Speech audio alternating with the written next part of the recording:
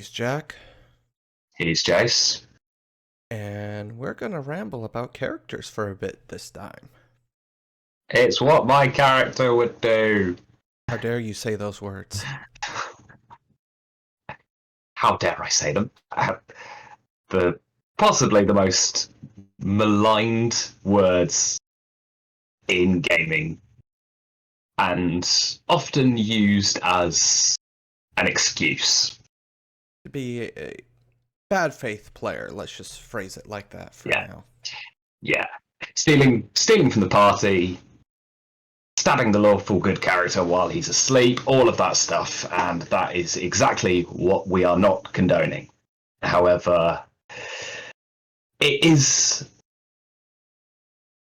really actually quite important that your character has motivations and reasons for doing what they're doing. And this is for both NPCs and player characters as well, and probably a great starting point if you're looking at building a character with a little more depth, or if you're new to the hobby and you've got this sheet in front of you and you don't know where to start.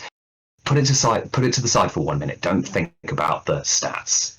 This is about the driving force of your character, why they do the things they do, why do they go on the adventure, why do they try and save the world.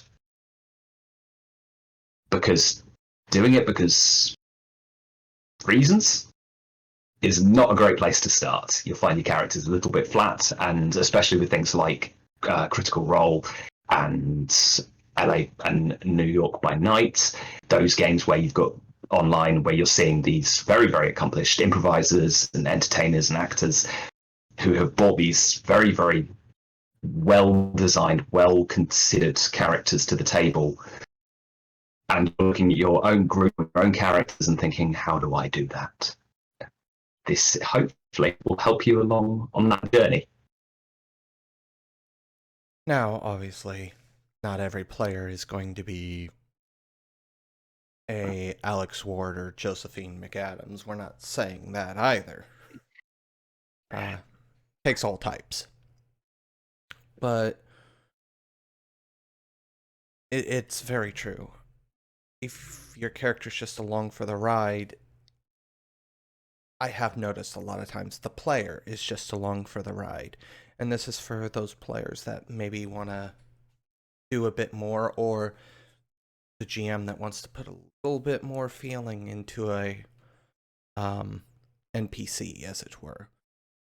One of the things that I've actually found to be immensely helpful myself are something we actually do on our channel, are the little character interviews, because they help you start actually really trying to think as your character. They're usually 4 to 5 pretty simple questions, but because you're answering them as your character, it starts getting the wheels moving in that direction.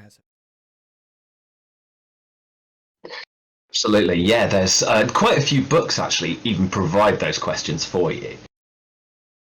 So let's take, for example, a setting that we played quite some time back now, and the Onyx Path published Mage: The Awakening.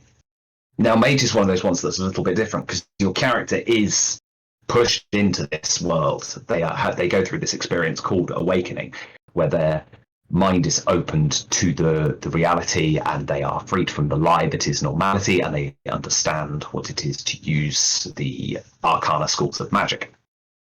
So in that, you do have a character who is already established in that world. They're an awakened character. So just discovering that your character is now capable of new powers doesn't necessarily mean that they are in a position to go, okay, time to save the world. What is it then that means that your character is the one that takes it upon themselves to go on that adventure or quest or journey? And the first question to ask is taken from a theatre practitioner who was very, very prevalent in the mid 20th century. A guy called Konstantin Stanislavski, and he was the one who influenced Meisner and Stella Adler and Lee Strasberg and all these very, very accomplished practitioners themselves. And the question he asked was, what does my character want? Now, obviously, this is going from a theatre background, and you have a script which tells you. In this, is obviously in a tabletop game, it's much more improvisational, and that question becomes a little more uncertain, as there isn't a definitive answer that is given to you in pages and pages of narrative. You have a basic setup, but the first thing that I would recommend is talking to your GM, or as a GM, looking at the world you've created and seeing where do they fit in that story.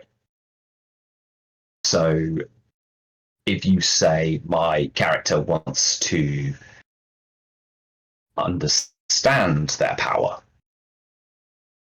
if you're going in as fairly high level characters, then maybe that doesn't fit quite so well with the narrative. If you're already somewhat established, you're then playing a character who's potentially behind others and potentially behind the NPCs you'll meet along the way.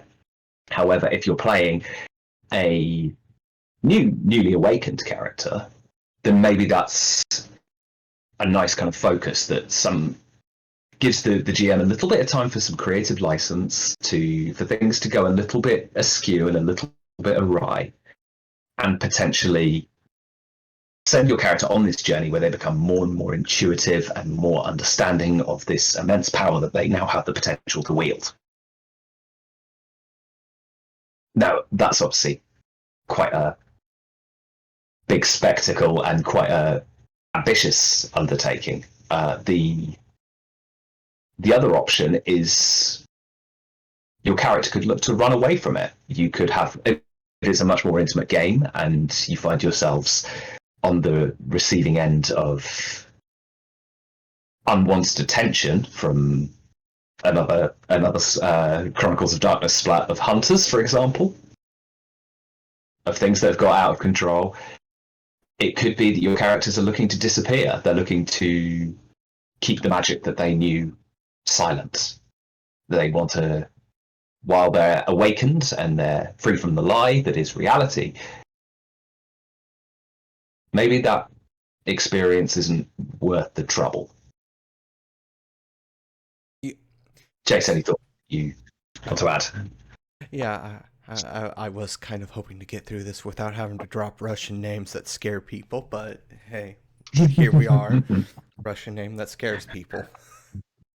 No, actually, you had touched on having somewhat of a mixed group there at the very start, about how if you have an experienced group, maybe not having a character that's trying to figure things out. However, that can create an interesting juxtaposition sometimes as well. I know that's specifically what we had going on in Werewolf. We had an established pack bringing in a new member, also a very, very new player at the time. You might know her as Rose or Kita in that campaign, which that was a point of frustration for a lot of the characters, was the fact that she was not ready to embrace being a werewolf, because that's another one where you're kind of just, hey, by the way, you were actually born as this. We've just been waiting for the moon to hit you just right and turn you into a furry beast. Quite literally. So that was a point of contention, and a lot of drama actually came out of it. The fact that you had this established pack going, this is what you need to do.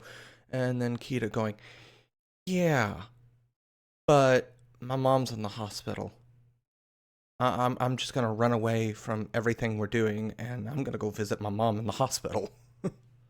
Yeah, that's really nice. Actually, I'm glad you mentioned that it's telling that interpersonal story as well at the same time, that you're not forcing any drama into the connection between the group. They are creating their own narrative, and it's those narratives that really stick with players as well. When it very much becomes their story as players, and you as a GM can kind of sit back and let the players decide themselves. So, on that note, saying it's what my character would do is possibly the most justifiable expression when used properly. Once again, don't be mean. Don't be mean. As expunged by the great philosophers of Bill and Ted, be excellent to one another. And until next time, he's Jace. And he's Jack. We'll see you next time. Peace out.